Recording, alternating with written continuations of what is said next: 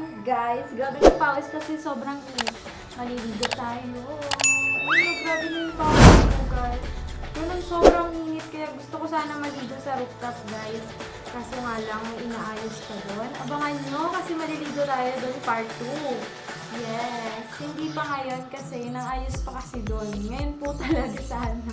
Hindi tayo makakaligo doon. So, gusto ko na talaga maligo doon para maibsan yung sobrang init. Ganyan ang pawis ko. Oh.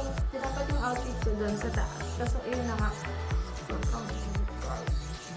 So yan, maliligo ako dito banda. Para sa simple.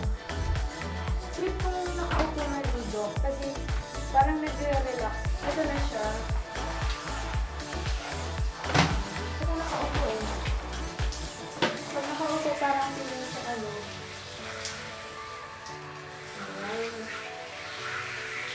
Hintayin mo ko na itong ibig ko. Oh, sarap maligo. Sarap talaga maligo, guys. Uwi na ako. Kasi dito, wala akong magawa dito sa bahay. Nag-ML. Naglalaro. Nagla-livestream. Tapos diba? Sayang, di Sayang, diba?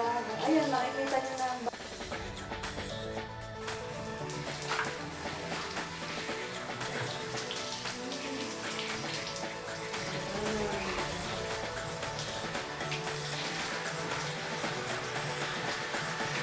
kasi dito ako nakaupo, feeling ko nakaka-relax.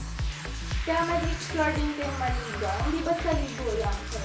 Pero pag busy kayong tao, kasi hindi nyo na mararamdaman yung pagligo. Nagmamadali kayo, gano'n. Ayun, basta na tayo. Mag-shampoo. Dito na rin ako mag-shampoo. Para naman maiba naman. Hindi na tayo nakakayo. Sarap na ligo, be! Sino kayo isasama ko maligo? So yan, kapag shower na tayo. Isara.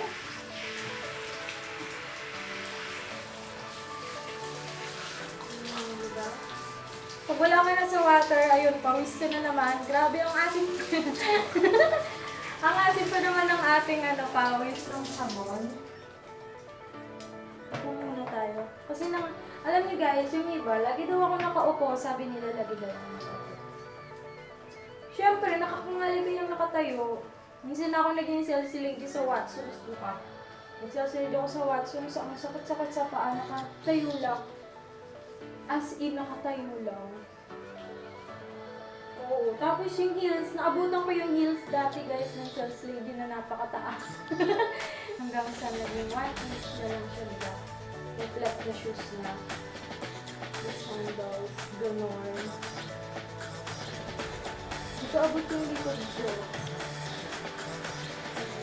Kaya ganun na. Ay, nadulas ako, be. Nadulas yung upuan. Nadulas yung upuan ko. Nadulas yung pet ko. Ayun. So, syempre, sasabunan ko yung anak ko. Yung alaga ko. Siyempre kayo, yung alaga ko.